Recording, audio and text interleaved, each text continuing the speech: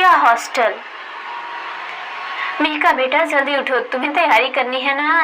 आज तुम्हें अपने नए कॉलेज भी जाना है, जल्दी तैयार करो। मीका की माँ किचन से बार बार आवाज लगा रही थी। मीका एक बहुत होशियार लड़की थी। उसने अपने दम पर एग्जाम पास किया और वो भी बिना एक्स्ट्रा खर्च किए, यानी कोई भी ट्यूशन लगाए बिना। यही बात घर में सबको पसंद थी। मीका की सबकी चहेती बेटी थी। मीका ने सारी चीजें बैग में भर ली थी। उसके चाचू ऑटो लाने के लिए गए थे। बाहर से चाचू ने आवाज लगाई, अरे छोटी तैयार हुई कि नहीं, ऑटो आ गया। चाचू मीका को छोटी के नाम से बुलाते थे। सब सामान लेकर मीका और उसकी माँ नीचे आ गए। ऑटो में मीका के साथ उसके चाचू रेलवे स्टेशन चले गए। वहां से शहर का रास्ता कुछ ही घंटों का था। मीका का एडमिशन शहर के एक बड़े कॉलेज में हो गया था। उसका हॉस्टल भी मिल गया था। बाहर रूम लेके रहना उसको एक्स्ट्रा खर्चा लग रहा था, सो वो नहीं किया था। मीका जल्दी से उठकर गेट के अंदर गई और सीधा अपने हॉस्टल की तरफ पहुंची। वहां बहुत भीड़ थी, लेकिन सबको रूम मिलने वाले थे। कोई टेंशन नहीं था। आखिर में मीका का नाम लिया गया। उसको एक रूम मिला, लेकिन उसके साथ रहने वाली लड़की ने वहां जाने से मना किया। पूछने पर वह बिना बोले चली गई। वो वार्डन ने मीका को आवाज लगाई और कहा, देखो बेटा एक ही रूम है और यहाँ कोई लड़की रुकना भी नहीं चाह रही है। अगर वो तुम्हें चाहिए तो मैं तुम्हें दे सकती हूँ। अगर बाद में कोई लड़की आएगी तो मैं उसे तुम्हारे रूम में शिफ्ट करवा दूँ, लेकिन तब तक तुम्हें अकेले ही रूम में रहना होगा। बोलो मंजूर है तो यहाँ नीचे अपना नाम, पता और फोन नंबर यहाँ दे दो। मीका वैसे तो छोटे शहर से थी, उसको किसी बात का डर नहीं था। उसने तुरंत हाँ कहा और अपनी सारी जानकारी वहां भर दी। वार्डन ने उसको रूम की चाबी दे दी और कहा कि कुछ भी तकलीफ हो तो मुझे आकर बोलना। वार्डन मैडम नीचे कमरे में रहती थी। वैसे बोलने में तो वो काफी अच्छी लगी। मीका ने अपने सामान उठाया और रूम की तरफ जाने लगी। उसे बगल में सभी रूम थे, उसको परेशानी नहीं लग रही थी। रूम के अंदर काफी साफ सफाई थी। वो रूम 2 लोगों के लिए थी, 2 बेड और एक अलमारी। उसने अपना सारा सामान एक रूम में रख दिया और फ्रेश होने चली गई। फिर आने के बाद अपने बेड पर लेट गई। दिन भर की थकान से उसे नींद आ गई। सोचा कि चलो घर से में बात कर ली जाए। उसने घर फोन उठाया और लगा दिया। हेलो माँ, मैं पहुंच गई, रूम भी मिल गया है, कोई परेशानी नहीं है, तुम चिंता मत करो।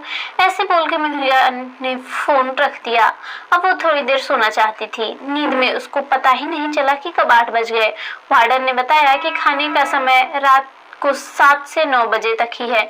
वो जल्दी से तैयार होकर नीचे खाने के बाद थोड़ा टीवी देखा और सभी लड़कियां अपने रूम में चली गई। मीका की दोस्त नहीं बनी थी तो वह भी अपने रूम में चली गई। कॉलेज सुबह जाना था, इसलिए उसने अपना मोबाइल पर अलार्म लगाया और सुबह 8 बजे का और वह सो गई। सुबह के 10 बज चुके थे। अलार्म होने वाला था, लेकिन वो बजा नहीं। एक अजीब सी हलचल हो रही थी उसके रूम में, जैसे किसी की मौजूदगी हो। वहाँ सब अनजान थे। मीका अभी भी सो ही रही थी। सभी लड़कियां कॉलेज चली गईं। वार्डन ने हॉस्टल में एक राउंड मारा, देखा कि मीका का दरवाजा अंदर से बंद है। उसने बाहर से आवाज लगाई, कॉलेज नहीं जाना क्या? यहाँ सोने के लिए आई हो क्या? आवाज सुनते ही मीका की आंख खुल गई। उसने दरवाजा खोला। मैडम, अभी मैं उठने ही वाली थी, अभी तो 8 बजने के है ना, मीका के जवाब दिया। वार्डन जरा हंसकर बोली, बेटा जरा अपनी घड़ी में देखना कितना बजा है। मीका ने अपना मोबाइल उठाया और देखा कि 10 बज चुके हैं। उसको समझ नहीं आया कि ऐसा कैसे हो गया। वार्डन वहां से चली गई। मीका अपना मोबाइल चेक करने लगी। अलार्म हुआ कैसे नहीं और मैं इतनी देर तक सोती कैसे रही? यही सवाल सोचते ही वो कॉलेज गई। वहां जाकर उसकी क्लास में काफी लोग से जान पहचान हुई। कुछ तो उसके शहर से थे, जो अलग जगह पर रहते थे। उसको थोड़ा अच्छा लगा, पर वो सबसे बातें करके उन्हीं के साथ उन्हीं के रूम पे चली गई। वो सब लड़कियां उसके पुराने कॉलेज की दोस्त निकली, इसलिए वो उन्हीं के रूम पर रुक गई। उस रात को वैसे वार्डन मैडम को मीका ने कॉल करके बता दिया था। रूम पे खूब मस्ती करने के बाद अपने दोस्तों के साथ मीका दूसरे दिन कॉलेज चली गई। वहां से सीधा अपने हॉस्टल दोपहर को पहुंची, खाना खाया और पढ़ाई की और उसके बाद वह सो गई। एकदम से उसको याद आया कि वो अपना घर से पेन लाना भूल गई है और उसके पास कोई पेन नहीं था। वो अपने दरवाजे का रूम थोड़ा सा हटाके नीचे कॉर्नर पे दुकान लगी थी, वहीं जाकर उसने पेन खरीदने और कुछ सामान, चिप्स के पैकेट और चॉकलेट खरीदने चली गई। वो सीधा रूम में चली गई। रूम का दरवाजा खुला हुआ था। उसने ज्यादा ध्यान नहीं किया, पढ़ाई करने लगी। शाम का खाना खाने के बाद वो काफी देर तक पढ़ रही थी। फिर नींद आई तो वो सोने की तैयारी करने लगी। कुछ आधी रात तक उसने करवट बदली होगी और जैसे उसकी आँखें खुली वैसे उसके मुंह से चीख निकली। वो बहुत डर गई थी। उसने सामने वाले बेड पे किसी लड़की को सोते हुए देखा और वो उसकी तरफ देखती ही रह गई। मीका जोर से चिल्लाने लगी। वार्डन ने जैसे आवाज सुनी वो ऊपर दौड़ कर आई। साथ में बगल वाले रूम की लड़कियां भी खड़ी थी। उन्होंने बाहर से आवाज लगाई, दरवाजा खोलो। क्या हुआ? मीका ने दरवाजा खोला और बाहर दौड़ के आ गई। मैडम, रूम में कोई है। मैंने अभी वहाँ किसी को देखा, कोई लड़की थी। मुझे बहुत डर लग रहा है। वार्डन ने अंदर जाकर देखा और कहा, यहाँ तो कोई भी नहीं है। कोई सपना देखा होगा तुमने, बेकार में हल्ला मचा रही हो। चलो जाके सो जाओ। मीका सच में बहुत डर गई थी, लेकिन सब लड़कियां उस पे हंस रही थी, इसलिए हिम्मत दिखाते हुए वो रूम में चली गई और सोने की कोशिश ही कर रही थी। उसकी आंख कब लगी पता ही नहीं चला।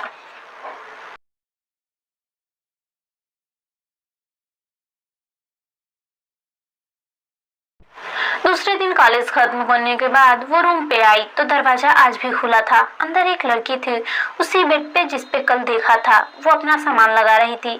अब मीका को थोड़ा अच्छा लगने लगा। उसको पार्टनर मिल गई थी। उसमें थोड़ी हिम्मत आ गई। चलो, वार्डन ने किसी को तो भेज दी, इस बात से वो खुश थी। फ्रेश होने के बाद मीका उस लड़की से बोलने के लिए गई, लेकिन वो सो चुकी थी। उसने सोने देना ही ठीक समझा और वो पढ़ाई में लग गई। शाम को खाने के लिए उसने उस लड़की को उठाना चाहा, लेकिन वो लड़की बिना बोले ही बाहर चली गई। मीका को भी थोड़ा सा अजीब लगा, लेकिन ज्यादा टेंशन नहीं लिया। नीचे खाने के टेबल पर भी वो गुमसुम सी बैठी थी। खाना खा के सब रूम्स में लौट गए। मीका अभी भी आ गई। उसने अब सोचा उस लड़की से बात तो करनी ही है, लेकिन मीका के जाने से पहले ही वो रूम में फिर से सो गई थी।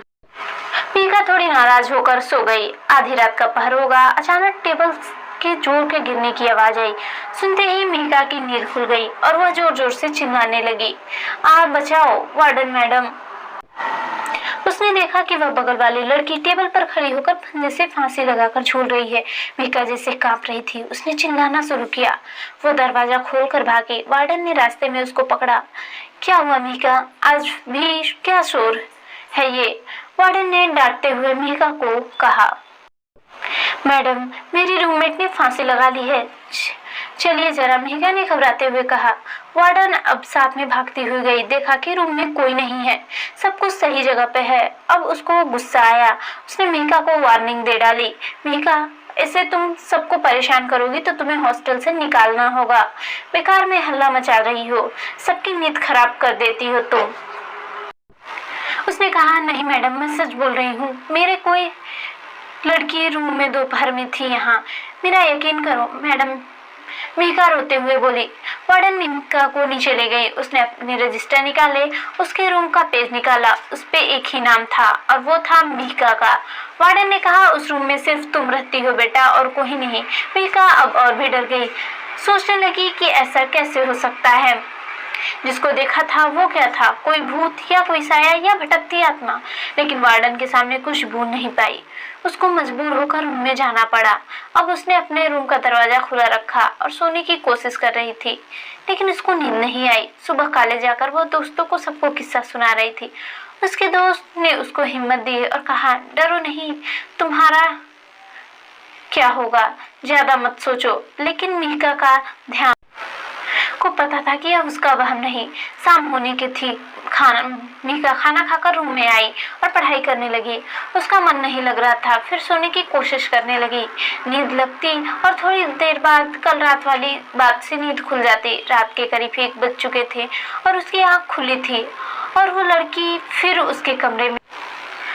वो अपने बेड पर बैठी थी। मीका ने उससे बात करनी चाहिए, लेकिन वह बहुत ज्यादा गुस्से में मीका की तरफ देखने जा रही थी। उसकी लाल डरावनी आंखें देख के मीका के मुंह से कुछ आवाज नहीं निकल पा रही थी और वह डरी सहमी बस उसकी तरफ देखती जा रही। वो लड़की धीरे धीरे मीका की तरफ आ रही थी। उसने मीका से कहा, खबरदार, अगर मेरे बारे में किसी को बताया तो अंजाम ठीक नहीं होगा। उसका भयंकर रूप देख मीका रोने लगी और गिड़गिड़ाने लगी, मुझे छोड़ दो, मैं तुम्हारे बारे में किसी को कुछ नहीं कहूंगी। लेकिन थोड़ी देर बाद मीका को दिल का दौरा पड़ गया और उसकी मौत हो गई।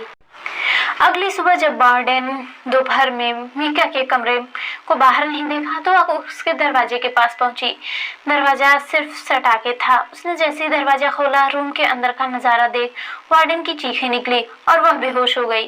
मीका की बॉडी पंखे से लटक रही थी। बाजू की लड़कियां भी चिल्लाने और रोने लगी। पुलिस ने आकर रिपोर्ट दर्ज की और वार्डन को अस्पताल पहुंचाया। पूछताछ हुई लेकिन कुछ छाप नहीं है। इतनी होशियार लड़की आत्महत्या कैसे कर सकती है, यही सवाल सब कह रहे थे। वार्डन ने यह जिम्मेदारी अपने लेते हुए वह नौकरी छोड़ दी और मीका की मौत का बड़ा अफसोस हुआ। मीका के घर वाले में भी सदमे में थे। कई दिनों तक उस रूम में कोई रहने नहीं आया। वार्डन भी अब नहीं आ गई, लेकिन उस रूम के बारे में सबको सवाल थे, जवाब किसी के पास नहीं था। उस हॉस्टल में रूम में स्टूडेंट रहने आई। इस हादसे के बाद वह कोई भी लड़की नहीं रहना चाहती थी। उस रूम के पास के भी रूम खाली थे। लेकिन एक दिन एक लड़की का एडमिशन हुआ कॉलेज में और वार्डन ने उसी रूम की चाबी दी। उसका नाम था निशा। रूम रखकर वह बाहर घूम आई तो देखा कि उसके पास वाले बेड पर कोई लड़की सो रही है। उसने हाथ लगाने के कोशिश की और पूछा, तुम कौन हो, कौन सी क्लास में हो, क्या नाम है तुम्हारा? उसने जवाब दिया, मीका।